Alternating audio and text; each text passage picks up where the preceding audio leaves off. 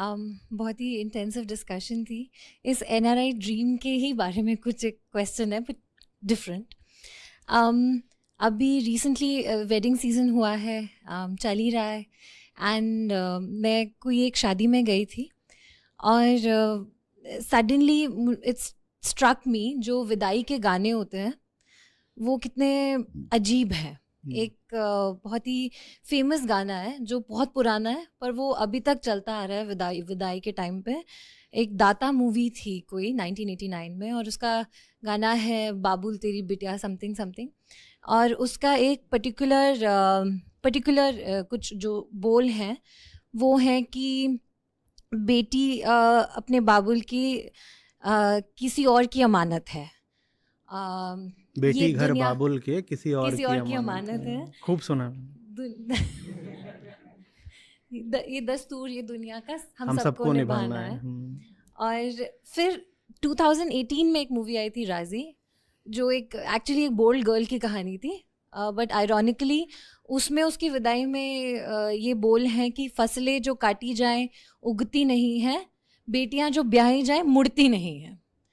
और तो ये गाने खूब चलते हैं. और इसका जो NRI, जो the thing about NRI dream, ये दुल्हन ही डिसाइड करती है ये गाना बजेगा मेरी विदाई पे, और वो जा रही है and people are actually getting emotional because पूरा माहौल क्रिएट किया जाता है. So called liberal women, feminist women और सब, मतलब सब मिलके, सिस्टर्स, बहनें, सब लोग ऐसे ग्रुप में फ़ोटो खिंचा रहे हैं एंड क्राइंग. एंड तो ये जो इमेज है ये क्यों नहीं बदल रही है? Why are we stuck with this image? ये आप बताइए ना, आप महिला हैं, आप क्यों तैयार हो जाती हैं अपना घर छोड़ के जाने को?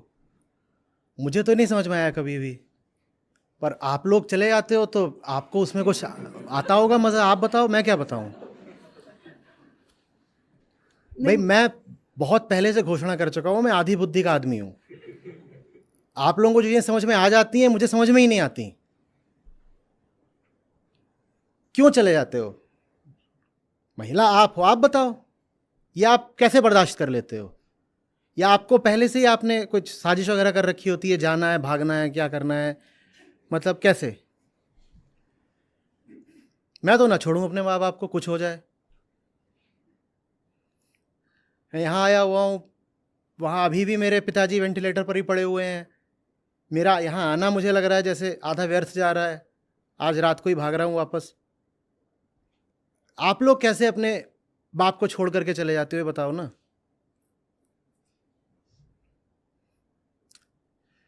कैसे चले जाते हो? और ऐसा नहीं कि मतलब 2-4 किलोमीटर या 20 किलोमीटर चले जाते हो, पता नहीं कहाँ कहाँ चले जाते हो. विदेश चले जाते हो, साल में एक बार लौट के आते हो. हाँ, पहले के जीवन से बोरियत हो जाती है. अच्छा, बोर हो जाते हो इसलिए. हाँ, आप बताओ ना. माँ बाप का घर अच्छा नहीं लगता? या माँ बाप से इतनी दुश्मनी रहती है कि जहां जाते भी हो वहां माँ बाप को नहीं ला सकते? चलो कहीं और जाना है, जहां जा रहे हो माँ बाप को लेके जाओ ना. माँ बाप है भाई, क्यों छोड़ रहे हो उनको? समस्या क्या है? या अत्याचार कर रहे थे वो? खुंदक थी कुछ? तो ये घर छोड़ छोड़ के क्यों भागती हैं भारतीय महिलाएं? पूरी दुनिया में यही रिवाज है, लेकिन भारत में और ज्यादा है. क्यों है? मुझे नहीं समझ में आया कभी.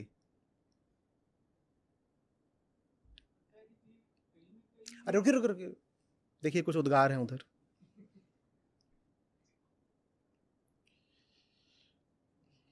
आप बैठिए, मैं बात करूंगा आपसे. मुझसे पूछ रहे? मैं तो बचपन से ही विस्मित हूं कि ये चल क्या रहा है, इसलिए मैं आपसे पूछूंगा.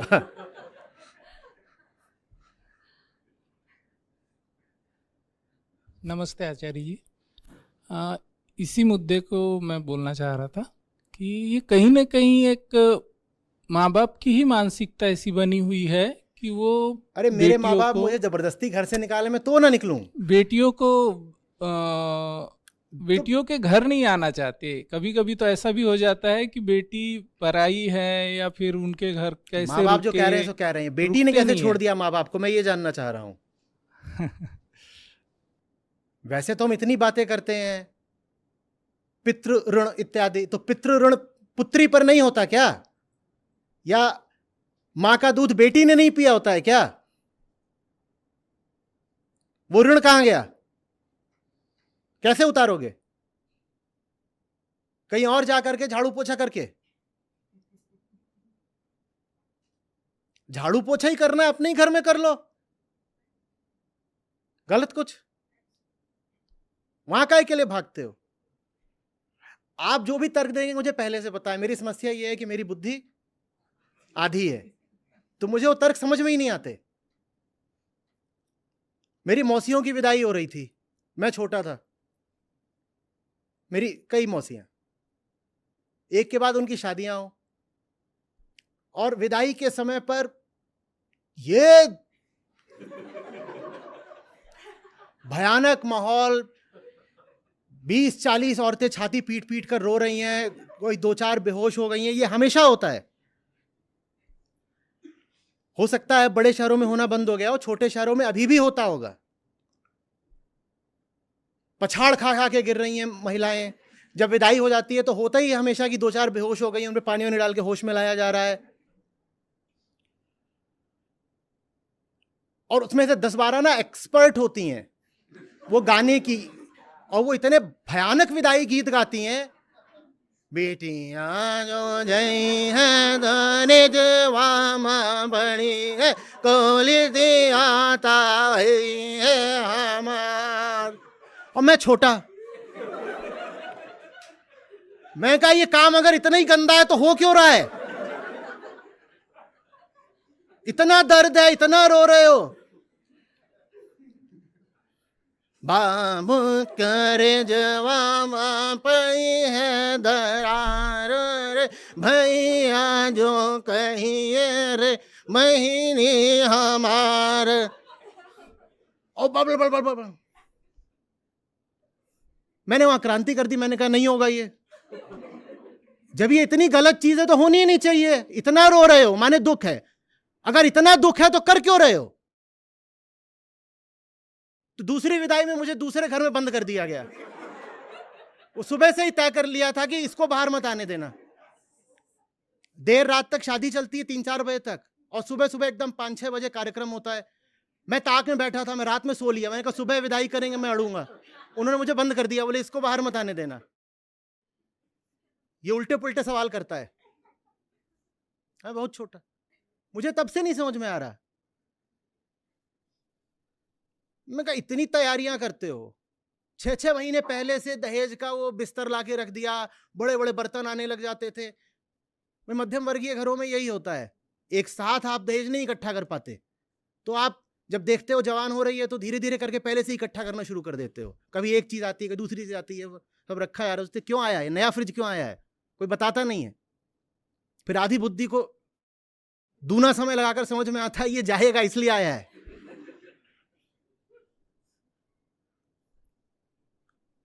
काहे को इतना रोना क्यों?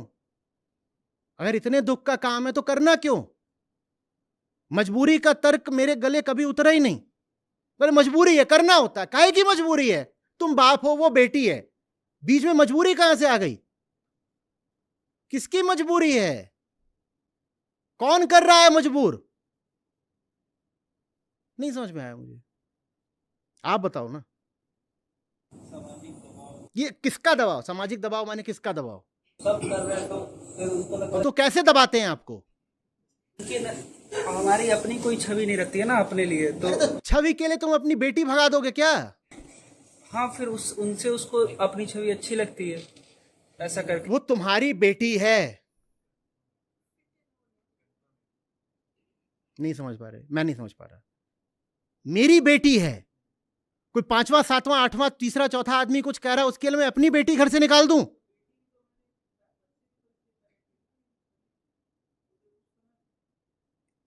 उसे पैदा करने से पहले भी तो ये भी मुझे नहीं समझ में आ रहा। बच्चे किसी तीसरे चौथे को दिखाने के लिए पैदा करे थे, कैसे? वही था ना, शादी इसीलिए तो की थी ना फिर उन्होंने, क्योंकि पूरी कहानी से पहले ही तो ऐसा हो गया ना। तो फिर जीवन भर स्वांग क्यों करते हो कि प्रेम है? अगर सब कुछ दूसरों को दिखाने के लिए ही करा है तो बच्चे से झूठ क्यों बोला कि तुझसे प्रेम है? सीधे बोलते कि तुझे पड़ोसी को दिखाने के लिए पैदा करा है। ऐसे फिर वो कह सकते हैं कि वो उतना सच ईमानदारी नहीं रखना चाहते हैं। ईमानदारी नहीं है तो फिर वो विदाई पर आंसू कैसे आ गए? इतने बेईमानी के आंसू? नाटक है। नाटक में इतने नहीं आंसू, बेहोश हो गई थी वो, तुम कह रहे हो नाटक है? तो मतलब वो ऐसा कह सकते हैं कि वो भी फिर छवि ही दिखाना चाह रहे हैं वहां पे कि संस्कारित है। तो ऐसा नहीं है यार, दर्द भी होता है, तकलीफ भी होती है, फिर भी करे जा रहे हो। और यही बात बहुत अजीब है, पूरी तरह नाटक भी कर रहे होता ना तो भी ठीक था कि एक दूसरे को बुद्धू बनाने का कार्यक्रम चल रहा है, बना लो। होती है तकलीफ भी होती है, क्यों झेल रहे हो तकलीफ, यही मुझे समझ में नहीं आता। संस्कृति के लिए आप लोगों की बातें अमूल्य हैं। गलत संस्कृति। सर, ये जो पूरा शादी का कॉन्सेप्ट है जिसमें आप पैदा होते हो, आप 18 साल तक आपको बड़ा किया जाता है माँ बाप के द्वारा, और उसके बाद आप एक दिन जो है आपको कह दिया जाता है कि आपको जाना है, तो यही कहीं ना कहीं फीमेल फिटिसाइड को कंट्रीब्यूट नहीं करता है? हाँ करता है, बिल्कुल करता है, लेकिन अभी उस पर आ जाऊंगा। मैं पहले ही समझना चाहता हूँ वो चली क्यों जाती है। बाकी तो सब ठीक है, वो क्यों चली जाती है? हाँ, घर में कोई मार रहा था? नहीं, अगर माता पिता को कुछ हो जाएगा तो बाद में हमारा क्या होगा? माता पिता को भी ऐसा लगता है कि हमें कुछ हो गया तो उन्हें क्या? नौकरी कर लो ना। वो अब ये जब तक बैठे दिमाग में, तब जिनकी नौकरियां लगी होती है ना वो भी चली जाती है। काहे को चली जाती है? सिक्योरिटी वाला इशू रहता है। कौन देगा सिक्योरिटी? जिसके यहाँ जा रहे हो कई बार वही मर्डर करता है, सिक्योरिटी कौन देगा? पहले तो ये मान के चलते हैं कि ऐसा सही होगा। हाँ, पहले तो असम्पशन रहता है कि बाद में सब यार सही जो हो तुम्हारा जाएगा। बाप है, जो तुम्हारी माँ है, जिसने तुम्हें पाल पोस के बड़ा किया, वो सिक्योरिटी देंगे? या एक अनजान आदमी जो कि तुमसे शादी कर ही रहा है तुम्हारी देह देख करके, वो तुमसे सिक्योरिटी देगा? उन्हें लगता है कि उनके चले जाने के बाद फिर ऐसा। किनके चले जाने के माता बाद? पिता जी के। माता पिता अभी जिएंगे 30-40 साल, इतनी जल्दी नहीं चले जाते। जब लड़की की शादी होती है तो बाप कितने साल का होता है आमतौर पे? 50? इतनी जल्दी मर जाएगा क्या? ऐसी क्या समस्या आ गई? और भाई भी तो है वो क्या करेगा? 20 साल तक तुम्हारे साथ साथ कूदता फांदता था, लड़ाई झगड़ा कपड़े फाड़ना, अब वो सिक्योरिटी नहीं देगा? सर, मुझे लगता है बायोलॉजिकल नीड्स होती है तो कंपेनियन सब ढूंढ रहे होते हैं, तो लगता है कि अच्छा शादी एक एक्सेप्टेड फॉर्म है सोसाइटी में किसी के साथ रहने के लिए। बायोलॉजिकल नीड्स मेरी भी थी, मैं भी जवान हुआ था। मुझसे कोई बोलता वो तभी पूरी होंगी जब फलानी लड़की है घर में जाके रहने लग जाओ और चूल्हा चौका बर्तन करो। मैं कहता बायोलॉजिकल नीड्स कहीं भाड़ में। माने शारीरिक ज़रूरतों के लिए, माने सेक्स के लिए मैं किसी लड़की के घर में जाके परमानेंट निवासी बन जाऊं, ये तो कभी ना करूं मैं। 1-2 दिन ठीक है, हो गई नीड्स पूरी, चलो अब वापस क्या करना है? इतनी बड़ी कौन सी नीड्स है कि उम्र भर के लिए कहीं बस जाओ? इतनी भयानक काम वासना, ये क्या होता है?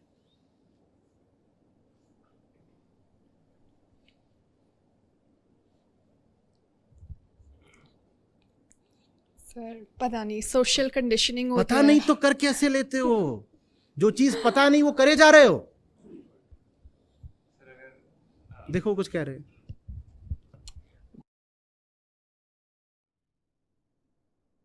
सहजीवन कर मतलब साथ साथ रहना है लाइफ पर, तो किसी को मतलब एक के साथ तो रहना पड़ेगा ना। जिसके साथ रहना उसे अपने घर क्यों नहीं बुला लेते? हाँ, पर और अगर वो ऐसा है कि तुम्हारे घर आना बर्दाश्त नहीं कर सकता तो उसके साथ रहना क्यों है फिर? मेरा कोई दोस्त बने और कहे कि दोस्तों पर तेरे घर नहीं आऊंगा कभी भी, हाँ तू मेरे घर आ, तो मैं उसे दोस्ती करूं क्यों? या तो बराबर का हो कम से कम खेल, थोड़ा तू मेरे यहाँ थोड़ा मैं तेरे यहाँ जाऊं। ऐसा आदमी दोस्ती करने लायक कहां से हो गया जो मेरे घर ही नहीं आ सकता और जो शर्त रख रहा है कि अपने माँ बाप को छोड़ तभी तुझसे दोस्ती करूंगा? ऐसे से मैं दोस्ती करूंगा क्यों?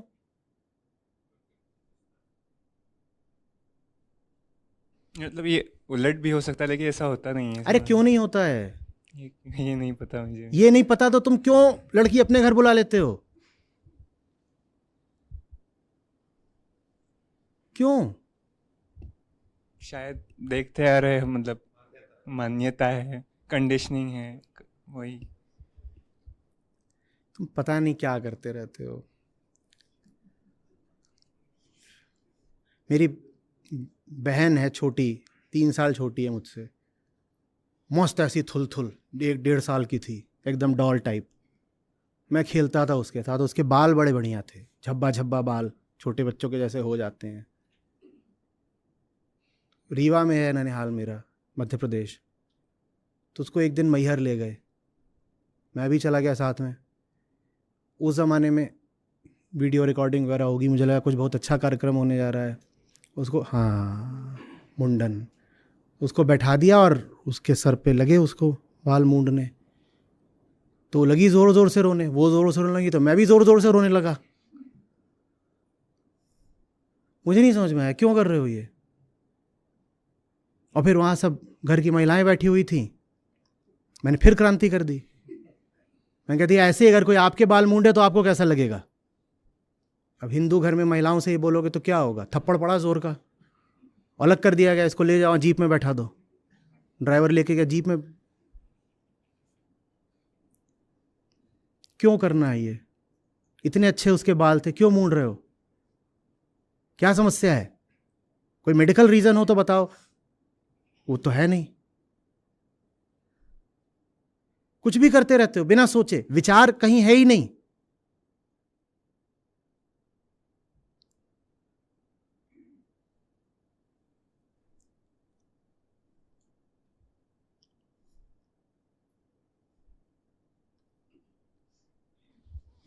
सर बचपन से एक कंडीशनिंग ही बन जाती है कि ऐसे ऐसे लड़की हो तुम तो ऐसे ऐसे ही होगा तुम्हारे साथ। मतलब हम भी ऐसे होते हैं कि समझ ही नहीं। इतना पढ़ी लिखी हैं। नहीं, पर बचपन से ये सीखा है, फिर समझ ही। बचपन से पढ़ लिख भी तो रही हैं। और पढ़ने लिखने का मतलब होता है, सोचो आप इंजीनियरिंग बैकग्राउंड से हैं, है ना। फार्मेसी किया है, फिर डिजाइन। आप फार्मेसी करा, डिजाइन करा, उसमें आपके सामने प्रॉब्लम्स आती हैं, आपने सॉल्व करी हैं। आपको एक साइंटिफिक बेंट ऑफ माइंड दिया गया है। आपसे बार बार कहा आप एग्जाम तभी क्लियर करो आप सोचोगे। आपने न्यूमेरिकल प्रॉब्लम सॉल्व करी हैं, वो सब आपने किस लिए करा है, ये आपका थॉट ये किस लिए है।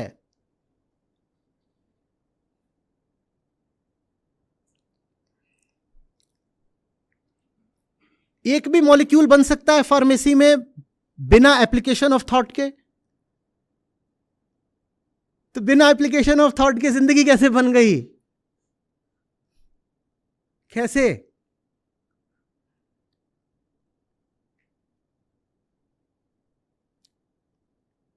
कुछ नहीं, बस ऐसे ही।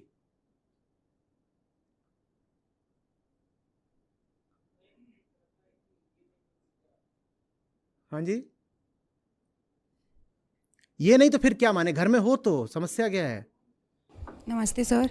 सर इसी टॉपिक पे आप बोल रहे थे ना, ऐसी क्या मजबूरी होती है। मतलब मैं 2 पॉइंट्स रखना चाहती हूँ। एक तो ये होता है कि तुम खुद इवॉल्व हो जाते हो, पर तुम्हारे पेरेंट्स उस लेवल पे इवॉल्व नहीं होते। मैंने जो ऑब्जर्व किया अभी रिसेंट डेज में, उनको ना मतलब दया सी आने लग जाती है कि अगर वो चाहते भी हैं कि वो तुम साथ में रहो, लेकिन वो ये भी चाहते हैं कि तुम ना रहो, क्योंकि उन्हें लगता है कि कुछ कमी रह गई लाइफ में अगर वो चीज नहीं हुई जो सोशली होती है। साफ साफ बात क्यों नहीं कर सकते हैं कि ऐसी कोई कमी नहीं रह गई है, और कोई कमी होगी तो मैं देख लूंगी, आप परेशान ना हो। पढ़ी लिखी हूं, कमाती हूं, सोच विचार रखती हूं, जीवन के निर्णय कर सकती हूं। कौन सी कमी की बात करें, 2 ही कमियां होती हैं कि सेक्स नहीं मिल रहा होगा और किसी पुरुष का साथ नहीं मिल रहा है। और कौन सी कमी होती है, विवाह करके आपको और कौन, बच्चा ये नहीं मिल रहा, कर लीजिए ना बात उनसे। मतलब वो इमेजिन नहीं कर पाते ये चीज कि कोई लड़का आके हमारे घर में साथ रह रहा है। मतलब वो ये चीज इमेजिन कर पाते कि एक लड़की आ जाएगी भाई की वाइफ, वो ये इमेजिन कर लेते हैं कि हाँ, वो अपनी बेटी को उठा के कहीं ऐसे फेंक देंगे, ये इमेजिन कर लेते हैं। उनको लगता नहीं है कि ऐसा होता होगा, उनको लगता है सबका बढ़िया ही तो चल, उनका एक्चुअली यही होता है कि सबका बढ़िया चल रहा है, तुम्हारा ही खराब चलेगा। ज्यादातर माएँ जो अपनी लड़कियों की विदाई करती हैं, उनका अपना विवाह अच्छा नहीं चला होता, तो वो कैसे इमेजिन कर लेती है कि लड़की का अच्छा चलेगा। मां है जो खुद अपने वैवाहिक जीवन में दुखी रही है, उत्पीड़ित भी रही है, वो अपनी लड़की की विदाई कर रही है और उसने कैसे कल्पना कर ली कि लड़की का खेल अच्छा चलेगा? बट एक्सेप्टेंस नहीं है। और सर मैं दूसरा पॉइंट ये बोलना चाह रही नहीं, थी। देखिए एक्सेप्टेंस, मैं आपकी बातें समझ रहा हूं पर समझना चाहता नहीं हूं, ठीक है सर पेरेंट्स का भी यही है, वो समझते हैं पर समझना चाहते नहीं है।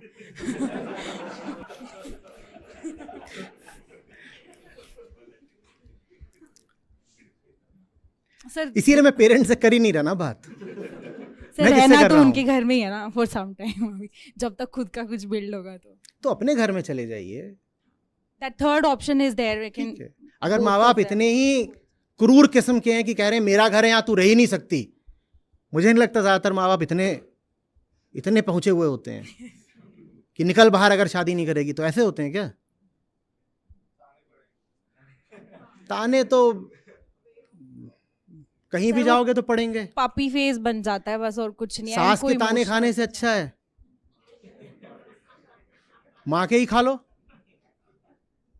गलत? कम से कम अपनी माँ है।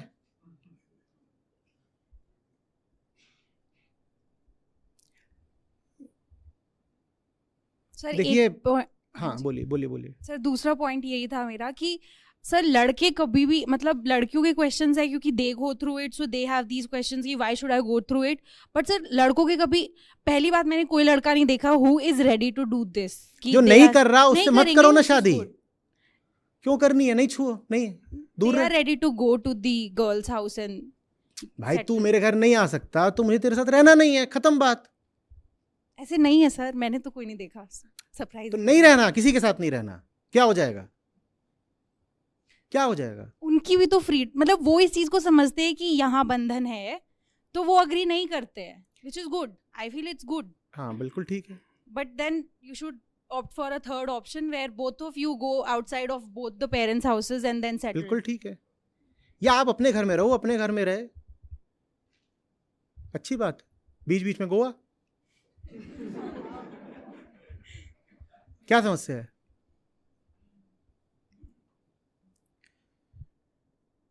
ये एक Thank you, sir.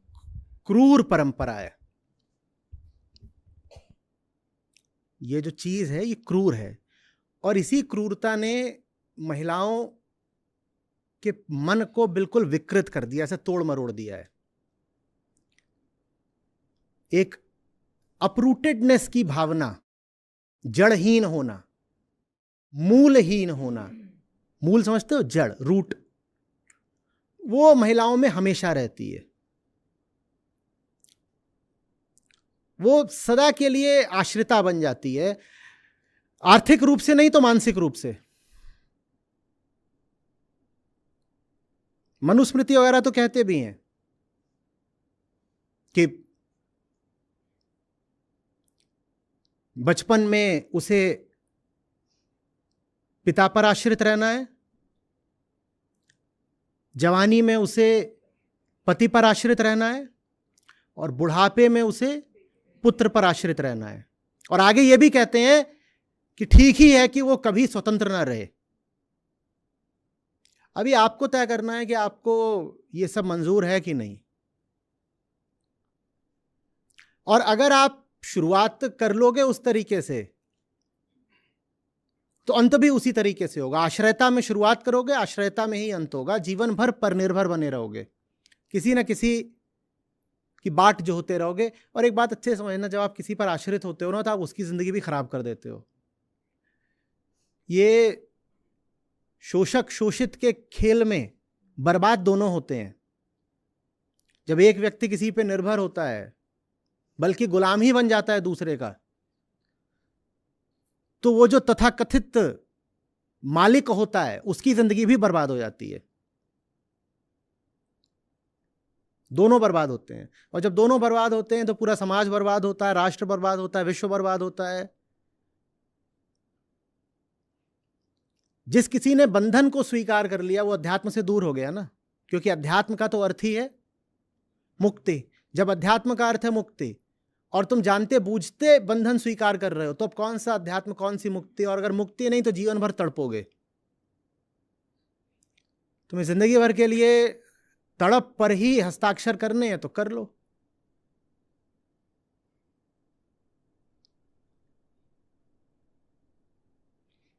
पैसा आता जा रहा है, शिक्षा बढ़ती जा रही है।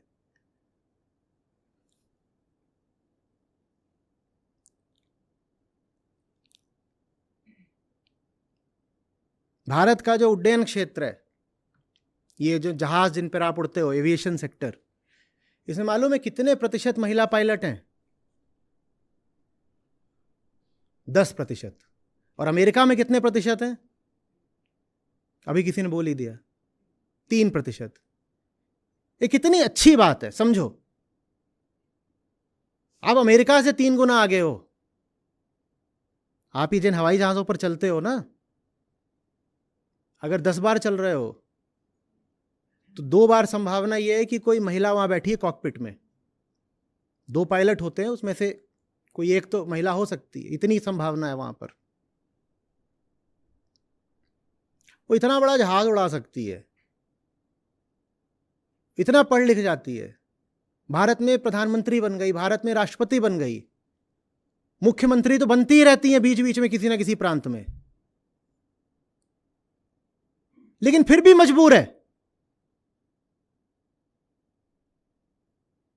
फिर भी मजबूर है और धकेली जा रही है, निकल बाहर। ये दिया गया है मुझे, मैं पढ़ देता हूं आपसे। टॉक्सिक,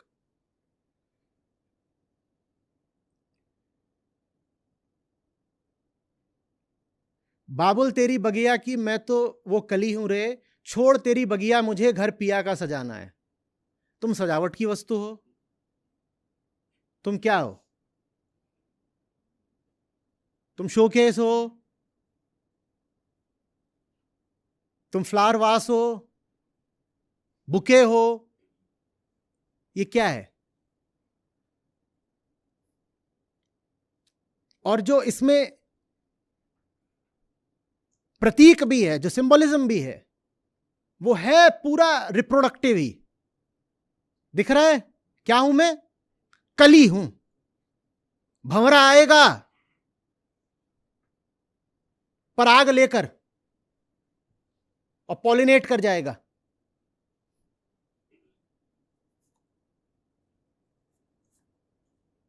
दिख नहीं रहा है कि इन सब बातों के पीछे एक भौतिक दृष्टि है, एक कामुक दृष्टि है। भले ही इसको ऐसे प्रस्तुत किया जा रहा है कि एक सांस्कृतिक विदाई गीत है, इसमें सांस्कृतिक कुछ नहीं है, इसमें बस कामुकता है और भौतिकता है। एक चीज है जिसको उठा करके यहां से वहां रख देना है और वहां उसका इस्तेमाल होगा, और यहां से उठा लिया गया है तो अब यहां उस पर खर्चा नहीं होगा। जितना तेरा खर्चा बचा उतना अब तू दहेज दे दे। भाई अभी तक तू इस पे खर्च किया करता था ना, अब तू नहीं खर्च करेगा इस पे, अब हम खर्च करेंगे, तो तेरा खर्चा हमारे ऊपर आ गया, चल तू दहेज दे। अब क्यों दिख नहीं रहा है तुम्हारा इस्तेमाल चीज की तरह किया जा रहा है? बच्चा पैदा करने की चीज, खाना बनाने की चीज, बिस्तर गर्म करने की चीज, सास ससुर की सेवा करने की चीज। तुम इस व्यवस्था में लगातार शामिल हुए ही जा रही हो। इंसान नहीं हो क्या?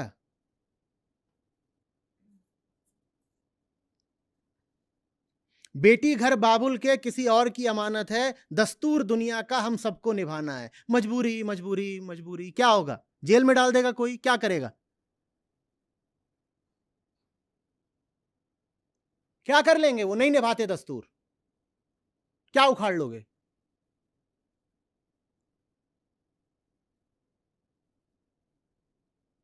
क्या कर लेगा कोई? मार देंगे। मार तो तब भी देते हैं जब चले जाते हो पिया के घर। दहेज हत्याएं कम हो गई हैं क्या?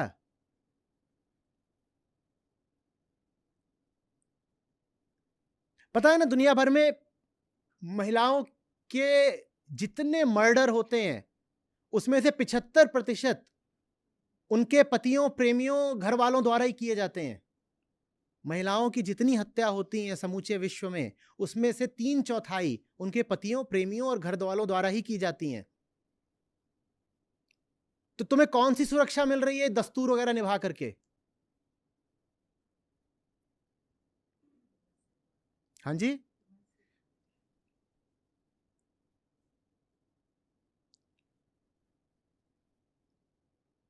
और पिता से तो कम ही पिटती होंगी बेटियां, पिटती तो पति से ही हैं।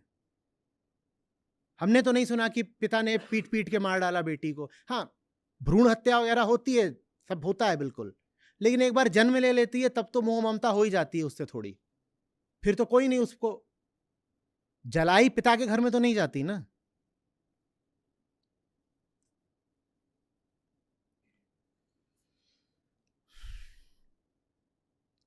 साथ ही में वो बोल भी रही है, मैया तेरे आंचल की मैं हूं एक गुड़िया रे, तूने मुझे जन्म दिया तेरा घर क्यों बेगाना है। वो बोल भी रही है, फिर भी बात नहीं समझ में आ रही। अधिकार है उस मर्द पे जो खड़ा हुआ है, ये सब देख रहा है, फिर भी कह रहा मैं विदा करा के ले जाऊंगा। तुझे ले ही जाना है तो फिर उसके माँ बाप को भी साथ में लेके जा। ऐसे ऐसे फाड़ करके ले जाना, ये कहां की भलमनसाहत है? इसमें कोई सज्जनता है? ये कोई सज्जन आदमी होगा जो किसी लड़की से कहे कि जब तक तू टीयर अपार्ट नहीं कर दी जाएगी अपने घर से, अपने खानदान से, माँ बाप से, तब तक मैं तुझसे रिश्ता नहीं बनाऊंगा। ये तो कोई अच्छा आदमी तो नहीं हो सकता ये।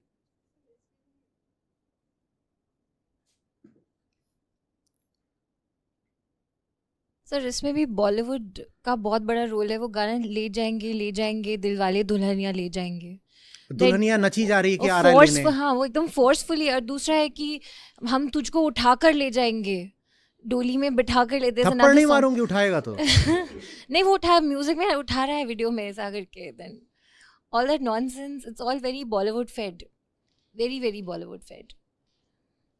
बॉलीवुड से पहले भी विदाइयां तो होती ही थी, बॉलीवुड ने तो बस उस पर कैपिटलाइज करा है।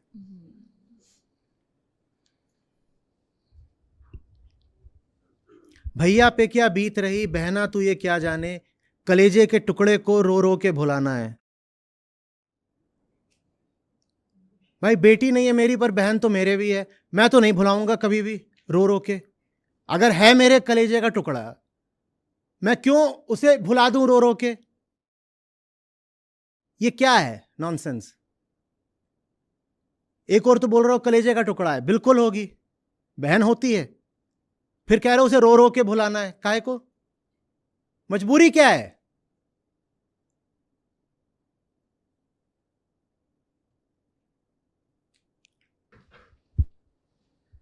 भैया तेरे आंगन की मैं हूं ऐसी चिड़िया रे, रात भर बसेरा है सुबह उड़ जाना है।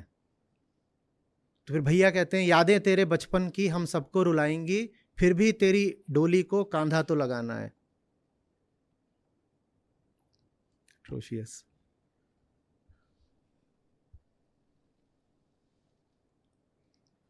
सो आचार्य जी, ऐसा एक क्वेश्चन आता है कि अगर शादी नहीं करोगे तो फिर बुढ़ापे में क्या होगा? अच्छा, लड़का नहीं शादी करेगा तो उसका क्या होगा? नहीं, ये लड़का लड़की दोनों को ये क्वेश्चन पूछा जाता है। आप बूढ़े हो गए हो क्या? ये कितना बूढ़ा सवाल है कि जवानी में एक आदमी सोच रहा है कि मेरे बुढ़ापे का क्या होगा। बुढ़ापे में क्या होगा? मर जाओगे और क्या होगा? नहीं, जैसे बुढ़ापे में काफी सारे हेल्थ प्रॉब्लम्स होते हैं, उसके लिए अस्पताल होता है, पति नहीं। नर्स लगानी होती है, पति थोड़ी सेवा करेगा, करता भी नहीं पति सेवा।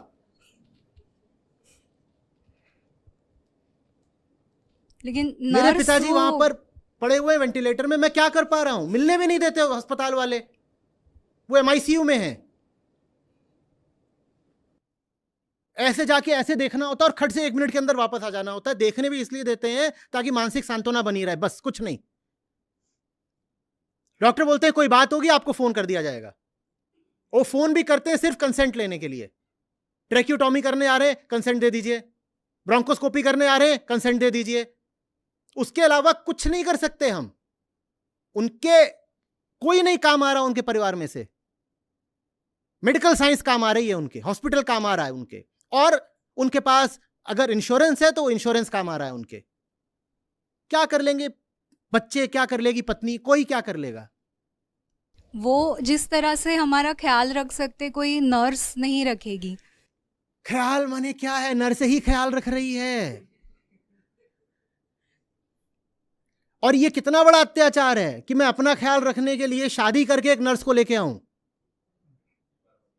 Permanent nurse. वो तो है। ये अत्याचार नहीं है कि शादी करी और सोच रहा हूं अब ये बुढ़ापे में मैं टट्टी करूंगा पैंट में, फिर ये साफ करेगी। ये अत्याचार नहीं है।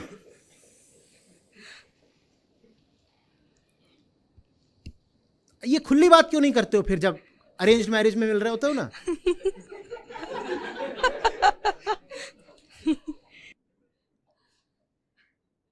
कि देख ये काम है जिसके लिए तुझे लेके आ रहा हूं। मेरे सामने तो बता देते हो कि असली बात बुढ़ापा है, आमने सामने जवानों की तरह मिलते हो, हाय हाय। सीधे बोलो कि तू मेरे बुढ़ापे का हिसाब है, मुझे अल्जाइमर्स होगा, तुझे पैरालिसिस होगा, दोनों एक दूसरे का सहारा बनेंगे। कौन किसका सहारा है यहां पे? जो सहारा बन सकता है राम का नाम तो कभी लेते नहीं। जिंदगियां एक दूसरे की बर्बाद कर रहे हो बस।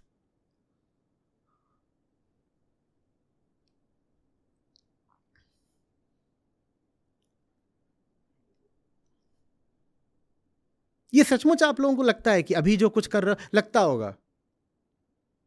लगता होगा मैं जब आईएम में था मुझे बड़ा झटका लगा था ये क्या बोल रहे हैं।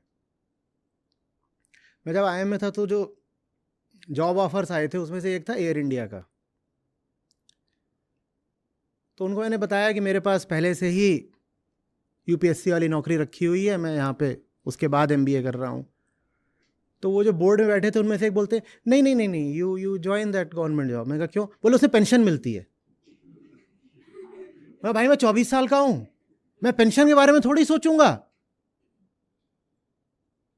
पर वो बोर्ड में जो बैठे थे वो खुद बूढ़े थे, बोले नहीं इससे अच्छा है कि आप वहां वापस चले जाओ, एमबीए पूरा करके एकेडमी जाओ और दोबारा ज्वाइन करो, वहां पेंशन मिलेगी। पेंशन? आदमी पेंशन के लिए जिएगा क्या? देखा जाएगा यार, जब बूढ़े होंगे देखा जाएगा, कुछ नहीं होगा तो मर जाएंगे, खत्म बात।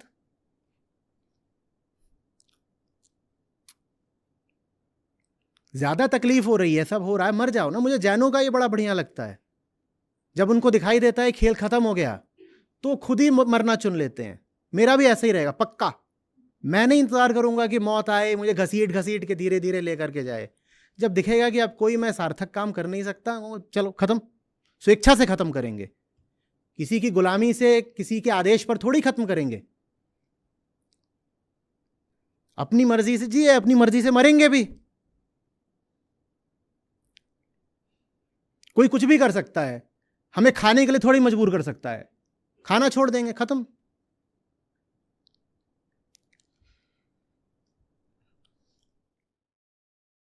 बुढ़ापे की इतनी क्या चिंता है?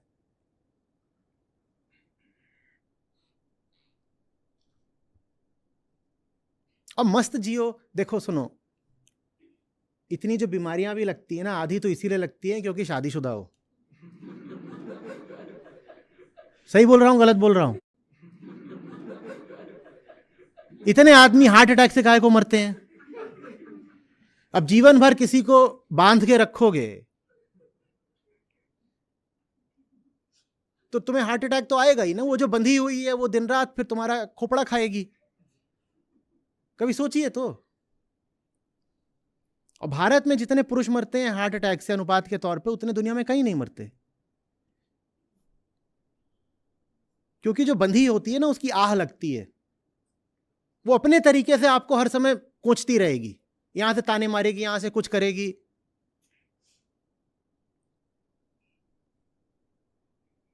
मरो। फिर कौन सा तुम शादी करके सेहत पे ध्यान देते हो, कौन सा तुम स्पोर्ट्स खेलते हो, कौन सा तुम एडवेंचर पे जाते हो, ट्रेकिंग करते हो? बताओ ना। कितनी बेहाता महिलाएं स्विमिंग करने जा रही हैं, दिखाना, या टेनिस खेल रही हैं, दिखाना।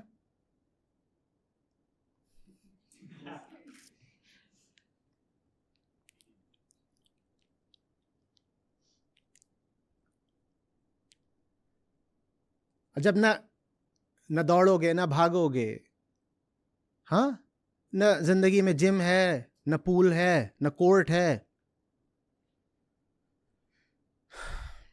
न बैट है, न रैकेट है, तो बीमार तो पड़ोगे ही। और जब बीमार पड़ रहे हो तो तर्क ये दे रहे हो, अब मैं बीमार पड़ गई हूं इसलिए मुझे पति चाहिए, वो मेरा देखभाल। भाई इससे अच्छा जितना समय तुमने परिवार को दे दिया उतना समय तुमने सेहत को दे दिया होता, बीमार पड़ते ही नहीं। गलत बोल रहा हूं? जितना समय तुमने आपस की माथाफोड़ी में और फालतू में बच्चे पैदा करने में और सास ससुर के झंझटों में लगा दिया, उतने समय में सेहत का ख्याल रख लिया होता, 80 की उम्र में भी हट्टे कट्टे रहते।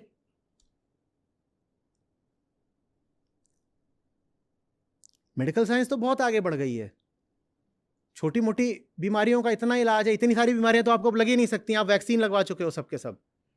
जिन बीमारियों से पिछली शताब्दियों में लोग सबसे ज्यादा मरा करते थे वो आपको हो ही नहीं सकती, आपको उन वायरस से कुछ पता ही नहीं है। वो बहुत भयानक वायरस थे, बैक्टीरिया भी।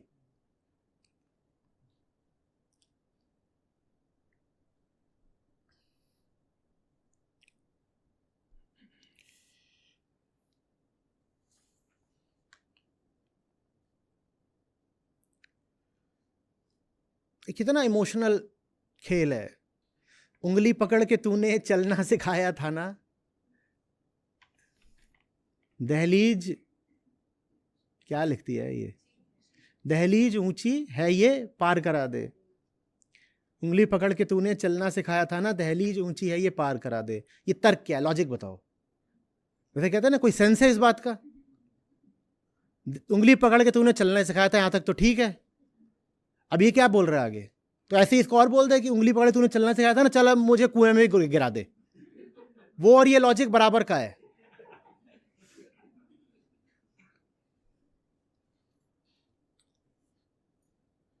बाबा मैं तेरी मलिका, टुकड़ा हूं तेरे दिल का, एक बार फिर से दहलीज पार करा दे।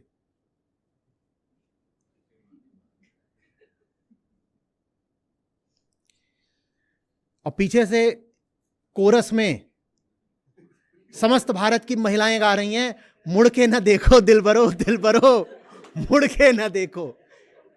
ये पूरे उत्तर भारत की स्त्रियां एक स्वर में कोरस दे रही हैं, मुड़ के ना देखो दिलबरो। तुमने नहीं देखा था मुड़ के, तुम्हारी जिंदगी कैसी हो गई? उस बेचारी को भी बता रही हो मुड़ के ना देखो दिलबरो। तुमने कौन सी लाइन कहां गए होते? तू कोट करी थी, घास काट दी जाती है तो फिर वापस नहीं आती।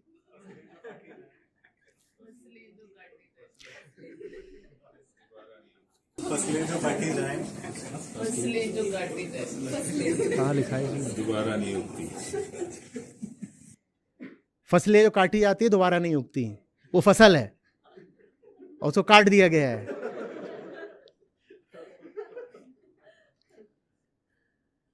और ये फिल्में हिट हो जाती हैं।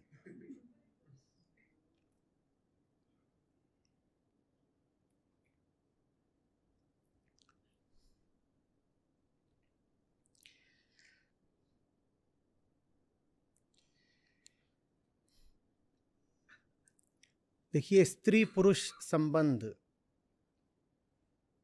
शायद जीवन की दूसरी तो सबसे महत्वपूर्ण चीज होते ही है। एक पुरुष होने के नाते अगर आपका सबसे महत्वपूर्ण संबंध होता है राम से, तो जो दूसरा सबसे महत्वपूर्ण संबंध होता है वो तो स्त्री से ही होता है। ये जो दूसरा है बहुत बहुत महत्वपूर्ण है, नंबर 2 का है एकदम।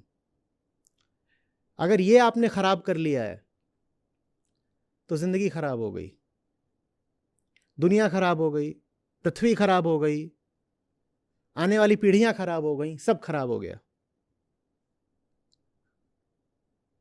और दूसरा खराब कैसे होता है मालूम है ना? जब तीसरा महत्वपूर्ण हो जाता है और पहला भुला दिया जाता है। तीसरा कौन है? दुनियादारी, समाज, भौतिकता, इधर उधर के लोभ। जब ये बहुत आकर्षक हो जाते हैं और पहले को हम भुला देते हैं। पहला है सत्य, राम। जीवन का उद्देश्य याद रखना जो है मुक्ति। अगर पहले को याद रखते हुए दूसरा संबंध बनाओगे तो ठीक चलेगा। भाई देखो, इंसान पैदा हुए हो, आदमी का औरत से संबंध रहेगा और स्त्री को पुरुष चाहिए होगा, ये निर्विवाद है, ये तो होगा, बिल्कुल होगा। लेकिन ये याद रखा जाए कि ये दूसरे नंबर की बात है। पहला नंबर तो हमेशा राम का है। राम माने क्या? हाँ, ये भीतरी माया, इसको काटना, सत्य, मुक्ति, वो चीज याद रहे तो फिर स्त्री से पुरुष से भी संबंध अच्छा बनता है, संतानों की परवरिश भी ठीक हो जाती है और समाज भी ठीक चलता है। लेकिन जब वो पहला नहीं पता होता तो दूसरा बहुत बर्बाद होता है, और दूसरा बर्बाद होते ही सब बर्बाद हो गया। आप रह रहे हो किसी के साथ जिंदगी भर और कलह क्लेश क्या रखा है।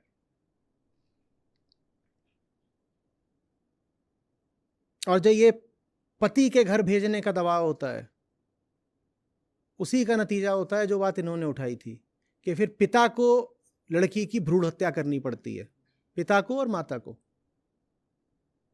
उनको ही पता है ना कि ये क्या होगा, इसको तो उठा करके किसी को दे ही देना है कल, इस पर जो इन्वेस्टमेंट करोगे वो तो सब जाएगा, वेस्ट ही जाना है। तो कहते हैं इसको पैदा ही काहे को होने देना है, इसको मार ही दो, उसको पैदा ही नहीं होने देते फिर। और ठीक वैसे जैसे दहेज की प्रथा रुकने में नहीं आ रही, उसी तरीके से फीमेल फीटिसाइड और अगर पैदा हो गई तो इन्फेंटिसाइड, ये रुकने में आ नहीं रहे हैं। मजेदार बात यह है कि चूंकि ये रुक नहीं रहे, इसीलिए हमने उनकी बात करना ही रोक दिया। मैं जब छोटा था तो दूरदर्शन पर भी विज्ञापन आते थे सरकार द्वारा प्रायोजित दहेज विरोधी। सरकार बार बार विज्ञापन देके सबको समझाती थी दहेज बुरा है, दहेज बुरा है, जितने तरीके। आज कौन दहेज की बात कर रहा है? इसी तरीके से कम 5-7-10 साल पहले तक होता था कि आप थोड़ा देहात की तरफ निकल जाओ तो वहाँ लिखा होता था बेटी बचाओ बेटी पढ़ाओ, और वहाँ पर कम से कम इस बात को स्वीकार किया जाता था कि हाँ, भ्रूण हत्या चल रही है ज़बरदस्त। आज कोई नहीं उसकी बात करना चाहता। और जो सेक्स रेशियो एट बर्थ है भारत में, वो दुनिया में सबसे बुरा है।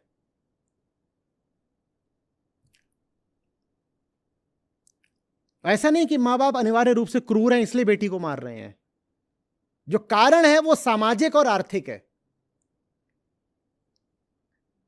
सामाजिक कारण क्या है कि इसको विदा कराना है, वही जो आप लोग बोल रहे थे कि समाज की मजबूरी है ना विदा कराना, ये सामाजिक कारण है। आर्थिक कारण क्या है? विदा हो जाएगी फिर हमें क्या मिलेगा इससे? ये तो एक नेट सिंक है, बस पैसे लेती है, कुछ वापस थोड़ी देती है।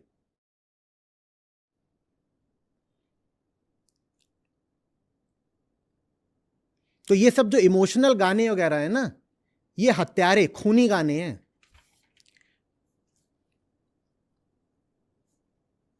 हम बात करते हैं एथनिक क्लींजिंग वगैरह की, करते हैं ना कि अरे इतने लाख फलानी एथनिसिटी के लोग मार दिए, कितनी बुरी बात है, रेशियल क्लींजिंग कर दी और ये सब हो गया।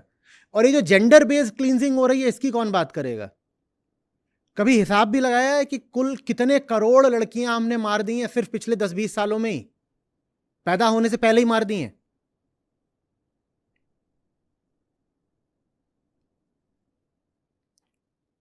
कहीं 2 हिंदू मर जाएं तो हम बहुत शोर मचाते हैं, अरे हिंदू मर गए, हिंदू मर गए। और खास तौर पे अगर उन हिंदुओं को मुसलमानों ने मार दिया हो तब तो शोर की कोई इंतहा ही नहीं रहेगी। और ये जो हिंदुओं के घरों में हिंदुओं की हत्या की जा रही है, वो जो लड़की मरी है वो हिंदू नहीं थी क्या? जिस लड़की को तुमने गर्भ में मार दिया वो हिंदू नहीं है? और करोड़ों ऐसी लड़कियां तुम मार रहे हो हर साल, उनकी तुम बात नहीं करोगे।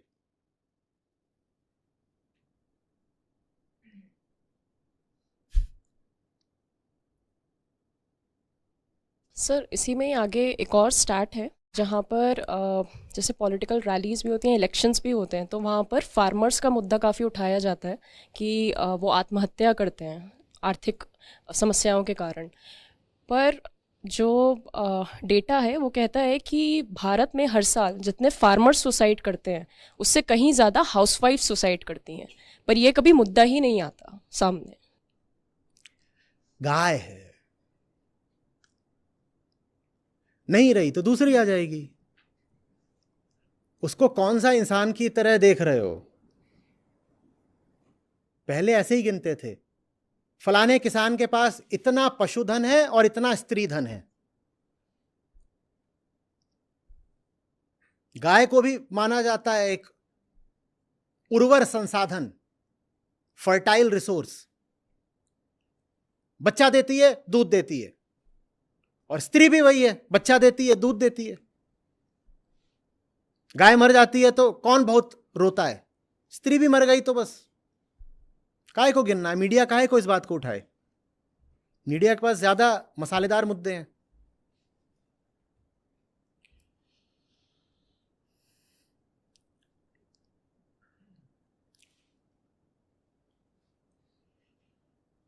ये सुनिए अपनी करतूत। हम बहुत भावुक लोग हैं ना, Indians are very sentimental people. देखिए हम कितना सेंटिमेंटल स्लॉटर करते हैं। बिहार 908, 908 माने 1000 लड़कों पे बाकी 92 कहां हैं? बाकी 92 कहां हैं? बताइए बताइए कहां हैं? वो फसल पहले ही कट गई। बहुत बढ़िया। अब बिहार की कुल आबादी सोचिए कितनी होगी? 12-14 करोड़ होगी। इतनी है ना? 12-14 करोड़ में 92/1000 के हिसाब से ले लीजिए, मोटा मोटा आप 10% के हिसाब से ले लीजिए, तो कितनी मिसिंग महिलाएं हैं? जितनी होनी चाहिए उससे 10% कम। 14 करोड़ लोग हैं तो 7 करोड़ महिलाएं होनी चाहिए, उससे 10% कम। तो माने कितनी मिसिंग है? बोलिए बोलिए बोलिए। 70 लाख।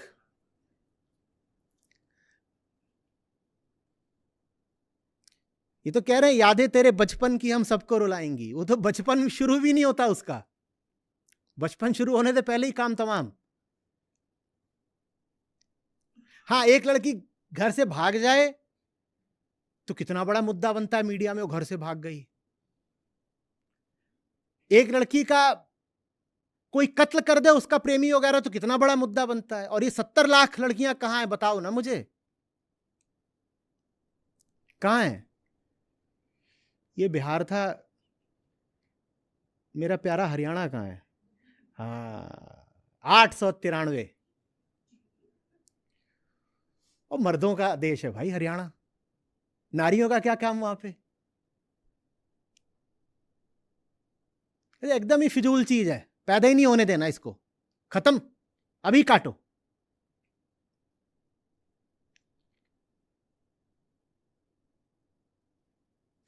पंजाब भी इससे बहुत बेहतर नहीं होगा। 904 पंजाब, कल्चर एक ही है हरियाणा पंजाब का। और ये गाने भी सब उधर के ही हैं। जितना स्लॉटर उतनी सेंटिमेंटैलिटी।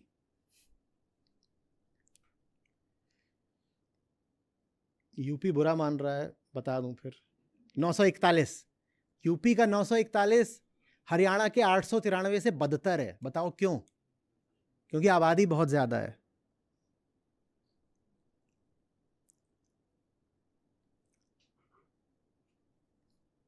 राजस्थान, हाँ बिल्कुल राजस्थान होगा। हरियाणा को बुरा लग जाएगा। 891 राजस्थान, 891। शूरवीरों का देश है भाई। महिलाएं तो कमजोर होती हैं, क्या करना है वहां? तो शूरवीर चाहिए। तो 1000 लड़कियां अगर गर्भ में आती हैं तो उसमें से 109 मार दी जाती हैं।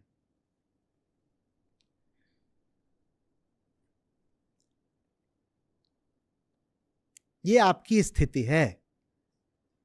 और आप इन्हीं पुरुषों पर आश्रित होना चाहती हैं कि ये आपकी देखभाल करेंगे, आपके बुढ़ापे का सहारा बनेंगे।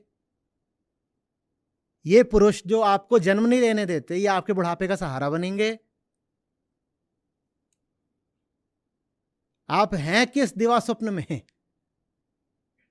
या बस नाचना है DDLJ?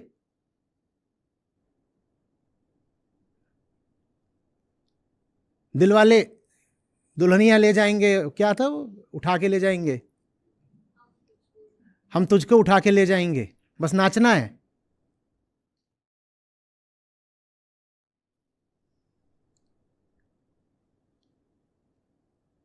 ये मुझे नहीं समझ में। अच्छा, ये तो कारण दूसरा है।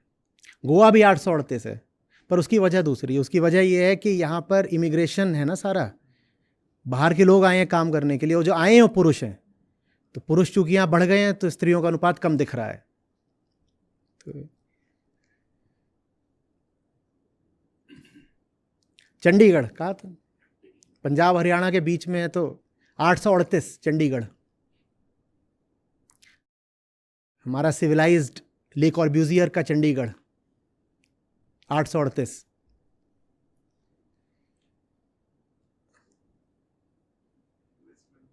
हाँ, वेस्ट बंगाल में अच्छा होगा, बुरा नहीं होगा। 973, इसीलिए यही बात है। और बंगाल जैसा ही माहौल त्रिपुरा का रहता है। त्रिपुरा में भी बंगाली ज़्यादा हैं। त्रिपुरा 1028।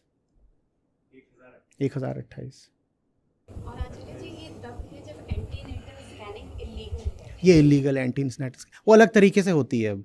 मतलब ये इलीगल हो चुका है स्कैन करना। हाँ। और उसके बाद अगर ये संख्या है तो ये भी बता रहा है कि वो इलीगल होने के बाद भी धड़ल्ले से चल रहा है। ऐसा जिन जगहों पर हमारी ये सेंटिमेंटल संस्कृति नहीं है वहाँ मामला थोड़ा ठीक है। उदाहरण के लिए लद्दाख 1125, लक्षद्वीप 1051, केरल में भी ठीक होना चाहिए। केरल 951। हाँ, हिमाचल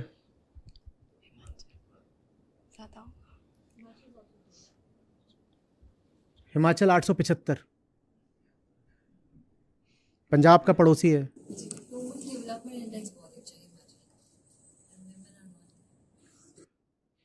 और हिमाचल का तो और अच्छा होना चाहिए था, क्योंकि हिमाचल मैन पावर का एक्सपोर्टर है। तो हिमाचल के पुरुष मैदानों पे आके काम करते हैं, तो हिमाचल में तो महिलाओं की अनुपात और ज़्यादा होनी चाहिए थी, पर सिर्फ 875 है।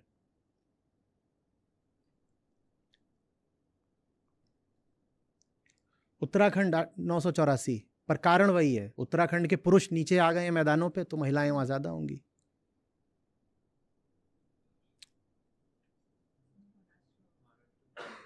महाराष्ट्र 913।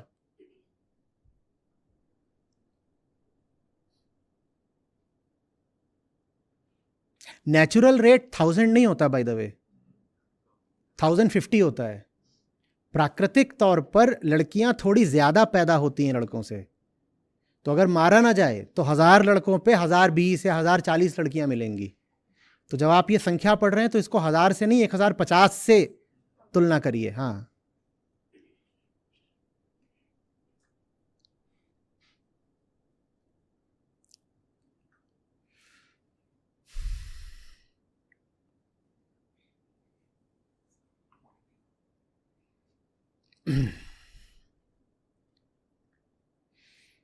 चलिए।